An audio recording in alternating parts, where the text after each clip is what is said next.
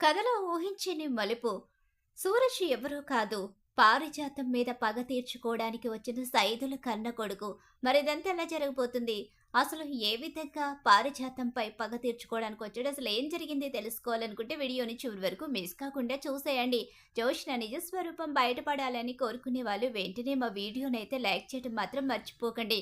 ఈలోగా ఇక్కడ జోష్న అయితే తన తాతయ్య దగ్గరికి అయితే వస్తుంది. ఏంటి తాతయ్య ఇదంతా?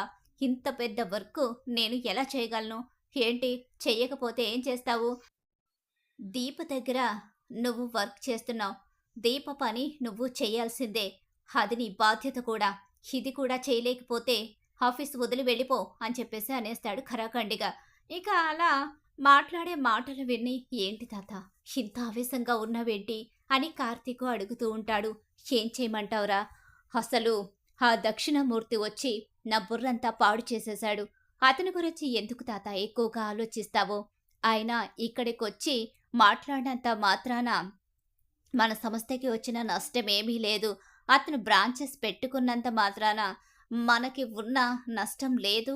మనకున్న బ్రాంచుల్లో ఏవి కూడా లాస్ అయితే రావు. ఆ భయం నాకు లేదు. ఇన్నాళ్ళ నా సామ్రాజ్యంలో ఓటమనేది నాకు లేదు. కానీ వీడు మళ్ళీ ఎందుకు కథలోకి వస్తున్నాడా అని ఆలోచిస్తున్నాను అంతే. అంతకు మించి ఏమీ లేదు తాత. దేని గురించి నువ్వు ఎక్కువగా ఆలోచించొద్దు. ఖచ్చితంగా ఏదో ఒకటి చేద్దాం. అతను మన ముందుకి వచ్చే ప్రతిసారి ఎందుకొస్తున్నాడో, అసలు ఎందుకిదంతా చేస్తున్నాడో నేను తెలుసుకుంటాను. నువ్వు దీని గురించి టెన్షన్ పడి మనసు పాడు చేసుకోవద్దు అని చెప్పేసి అంటూ ఉంటాడు. ఇక కార్తీక్ అయితే శివనారాయణతో సరేరా నువ్వు చూసుకుంటావనే ధైర్యం నాకైతే ఉంది. కానీ జోష్న గురించి నీకు తెలుసు కదా! జోష్న ఎప్పుడు ఎలా ఆలోచిస్తుందో తెలియదు. ఎప్పుడు ఎవరితో చేతులు కలుపుతుందో తెలియదు. పైగా ఇప్పుడు జోష్నకి ఆఫీస్‌లో పెద్ద గొప్ప స్థానం కూడా లేదు. పైగా ఇక్కడికొచ్చిన వెంటనే అతనేమన్నాడో నువ్వే విన్నావు కదా! విన్నాను తాత. అలా అని జోష్నకి ఎలాంటి అవకాశం మనం ఇవ్వకూడదు. అది నా మనవరాలే. కాదని అనడం లేదు. కానీ మన లక్షణాల కన్నా దానికి పారిజాతం లక్షణాలే ఎక్కువ కనిపిస్తున్నాయి. పారిజాతం పెంపకంలో పెరిగింది కాబట్టి అచ్చం పారిజాతంలాగే ఆలోచిస్తుంది. అందుకే కాస్త భయపడాల్సొస్తుంది. లేదు తాత, జోష్న విషయం నేను చూసుకుంటాను. జోష్నని ఎట్టి పరిస్థితిలోని అటువైపుగా ఆలోచించకుండా చేసే బాధ్యత నాది. అందుకే కదా జోష్నకి వర్క్ అనేది అప్పచెప్తే జోష్నకి మరో ఆలోచన రాకుండా ఉంటుంది. ఆ వర్క్ చేసేసరికి మరో వర్క్ తన తలపై పడుతూ ఉంటే తనకి తప్పు చేయాలనే ఆలోచన, అసలు ఏదైనా ఆలోచించడానికి టైము కూడా ఉండదు కాబట్టి తన ఆలోచనలు కాస్త మారడానికి ప్రయత్నమైనా జరుగుతుందని చెప్పి ఈ ప్రయత్నం చేస్తున్నాను. సరేరా ఏం చేసినా జోష్నలో మార్పు తీసుకొచ్చి మీ అత్త మొహంలో సంతోషం చూడాలి అనుకుంటున్నాను. మళ్ళీ ఈలోగా ఈ టెన్షన్ గురించి మీ అత్తకి చెప్తే తను కంగారు పడుతుంది. ఈ విషయాలేమీ అత్త దగ్గర చెప్పకు తాత. మళ్ళీ అత్త కంగారు పడుతుంది. సరేలే ఏం చెప్పలే అని చెప్పేసి అక్కడి నుంచి అయితే వెళ్ళిపోతాడు శివనారాయణ. ఈ వర్క్ అంతా ఎలా చెయ్యాలో ఏంటో తాత కూడా నన్ను కొంచెం కూడా పట్టించుకోవడం మానేశాడు. ఇదంతా నా కర్మ. గ్రాని చేసిన పని. ఏంటే నన్ను తలుచుకుంటున్నావేంటి? నీ కారణంగానే ఈరోజు నాకీ పరిస్థితి వచ్చింది. నువ్వు అనవసరంగా బావ దగ్గర నోరు జారి నిజం చెప్పేశావు. చూడు నా పరిస్థితి ఏమైందో. ఇప్పుడు నాకు ఎలా వాయింపు పడుతుందో చూసావు కదా! నేనిప్పుడు ఇదంతా చెయ్యకపోతే తాత నన్ను ఊరుకోడు. అలాగే కంపెనీ నుంచే కాదు, ఇంటి నుంచే బయటకు పంపేసే పరిస్థితి వచ్చేలా ఉంది. ఏం చేస్తావింకా? చెయ్యక తప్పదు. నీ పని నువ్వు చేసుకో. నా పని నేను చేసుకుంటాను. అసలే ఆ శౌర్య నా బుర్ర మొత్తం పాడు చేసేసింది. పైగా మీ తాత కూడా శౌర్య దగ్గర నన్ను నేర్చుకోమని చెప్పి వెళ్ళిపోయాడు. దానికి ఇంకా అవకాశం కుదిరింది అంటూ అదో రకం పరధ్యానంలో ఉంటూ వెళ్ళిపోతుంది పారిజాతం. వెళ్ళు వెళ్ళు, అందరూ కలిసి నా జీవితంతో ఆడుకుంటున్నారు. మిమ్మల్ని ఎవ్వరిని వదిలిపెట్టను అని చెప్పేసి అనుకుంటూ ఉండగా, హలో మేడం గారు, ఆ వర్క్ అంతా ఫినిష్ ఇంటి దగ్గర చేయొచ్చు. ముందు తమరు ఇంటికొస్తారా అని సూరజ్ అడుగుతూ ఉంటాడు. ఏం చేస్తాను, తప్పదు కదా, ఇంటి దగ్గరే చేసుకుంటాను. పద వెళదాం అని చెప్పి ఎవరి మటుకి వాళ్ళు ఆఫీస్ నుంచి అయితే బయలుదేరిపోతారు. ఇక ఫైళ్ళన్నీ ముందేసుకుని ఆ వర్క్ని ఫినిష్ చేస్తూ ఉంటుంది. కునుపాట్లు పడుతూ తెగ తిప్పలు పడుతూ ఉంటుంది ఆ ఫైళ్ళన్నీ రాస్తూ. ఇక దాని మీద జోష్నకి మరో ఆలోచన, మరో ధ్యాస కూడా లేకుండా పోతుంది. దీపం మీద పగ, ప్రతీకారం, అలాగే తన జీవితం గురించి, ఆ ఇంట్లో జరుగుతున్న సంఘటనల గురించి ఇవేమీ ఆలోచించే గ్యాప్ కూడా కార్తీక్ ఇవ్వకుండా జోష్నని వాయిస్తూ ఉంటాడు. ఇదిలా జరుగుతూనే ఉంటుంది. ఇక్కడ చూస్తే సూరజు కూర్చొని ఆలోచిస్తూ ఉంటాడు. కార్తీక్ సూరజ్‌ని అడుగుతాడు. "నీ వాళ్ళు ఎవరు? నువ్వెక్కడుంటావు? నీ సొంతూరేంటి?" అని కార్తీక్ అడుగుతాడు. కానీ కార్తీక్ దగ్గర సూరజ్ అయితే నాకంటూ ఎవ్వరూ లేరు. నాకు ఇప్పుడు దొరికారు ఆత్మీయులు అని చెప్పనేసరికి ఎవరు వాళ్ళు? ఇంకెవరు మీరే. నా అన్న వదళ్ళు. మీరే నాకైన వాళ్ళు.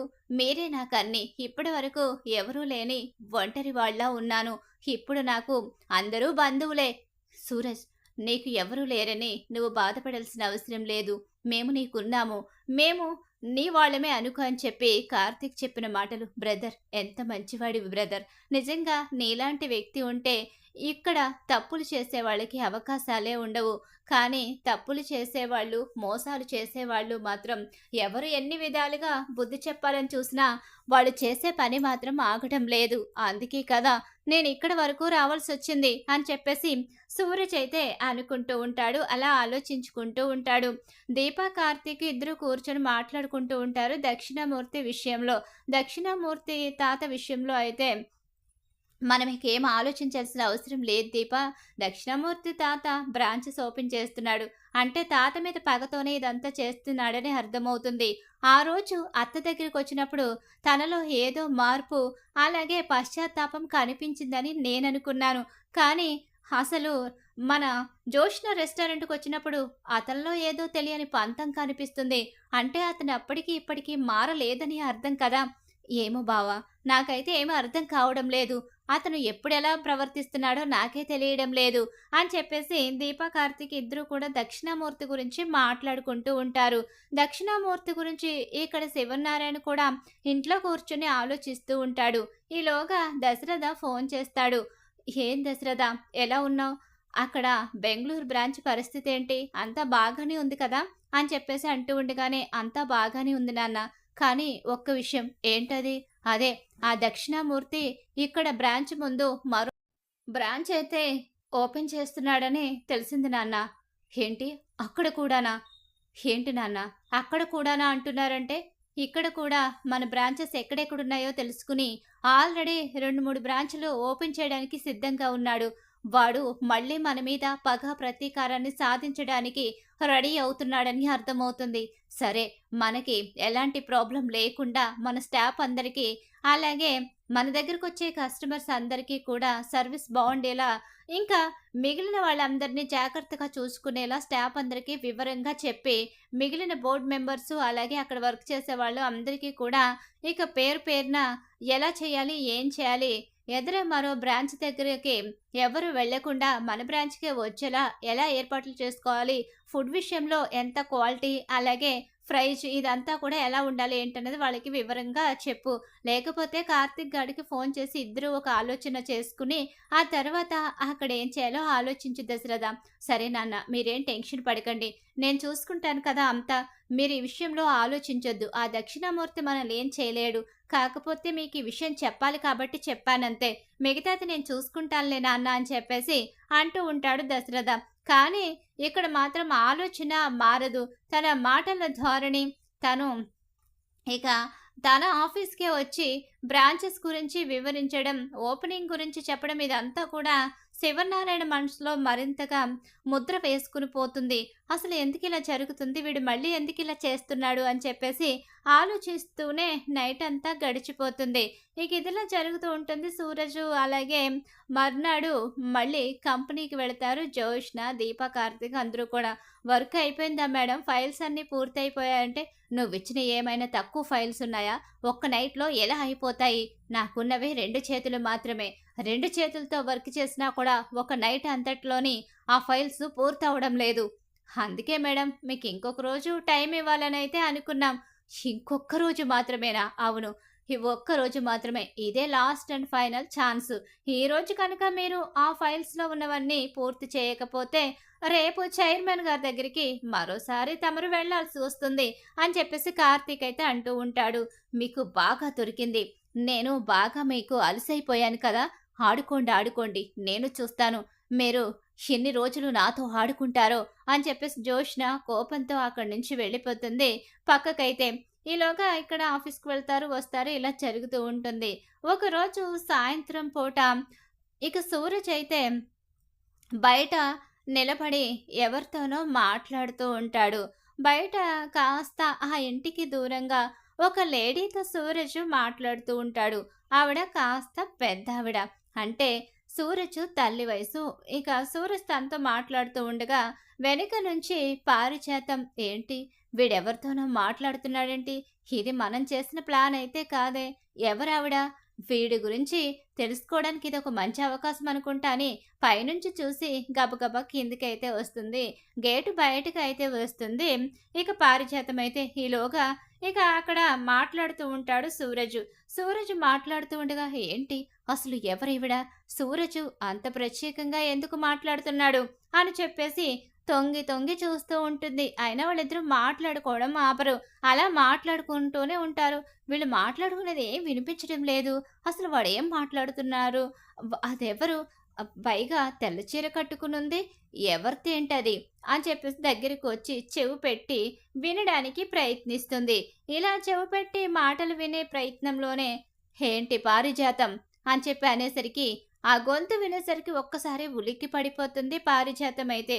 ఏంటి ఎవరా అని చూస్తున్నావా? లేకపోతే ఏం చెయ్యాలని చూస్తున్నావా? ఏం మాట్లాడుకుంటున్నారని చూస్తున్నావా? అని చెప్పనేసరికి నువ్వా? నువ్వెందుకొచ్చావు ఇక్కడికి? సూరజ్ తను నీకేమవుతుంది? వాడినెందుకు అడుగుతావు? నేను చెప్తాను నేనేమవుతానో వాడికి అని. ఏంటి వాడా? అంటే మీరిద్దరు ఏ మేమిద్దరం ఏమీ కాకూడదా? వాడు నాకేమీ కాకూడదని ఏమైనా నువ్వు రాసి పుచ్చుకున్నావా?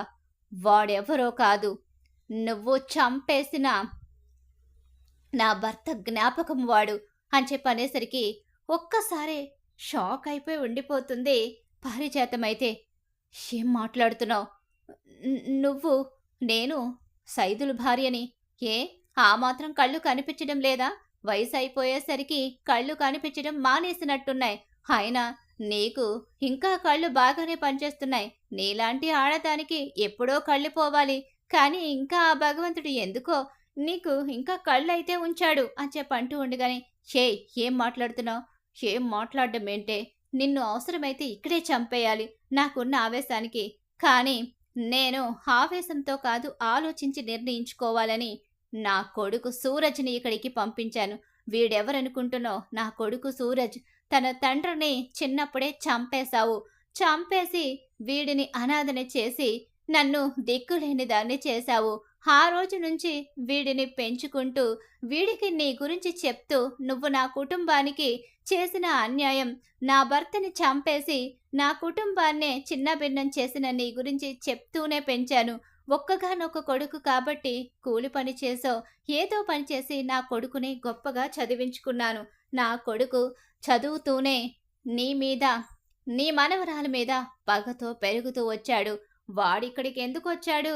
అసలు ఎవరికీ తెలియకుండా ఇక్కడెందుకుంటున్నాడు? నీ దగ్గరికే ఎందుకు చేరాడు? ఈ కుటుంబంతో ఎందుకు కలుస్తున్నాడు? ఇవన్నీ నీ మనసులో మెదులుతూ ఉన్న ప్రశ్నలు కదా. నీ కోసమే, నీ మీద ఉన్న పగతోనే అనేసరికి షాక్ అయిపోతుంది పారిజాతం. ఏం మాట్లాడుతున్నావు? ఈ పారిజాతాన్ని ఎవ్వరూ ఏం చేయలేరు. ఇప్పుడెందుకు చేయలేరు? నా కొడుకు తలుచుకుంటే ఇప్పటికిప్పుడు నిన్ను చంపేస్తాడు. కానీ వాడు కేవలం నిన్ను చంపేయడానికి రాలేదు. నువ్వు చేసిన అన్యాయానికి ఈ తల్లికి న్యాయం చేయడానికి వచ్చాడు. వాడికి వాడు న్యాయం చేసుకోవడానికి వచ్చాడు.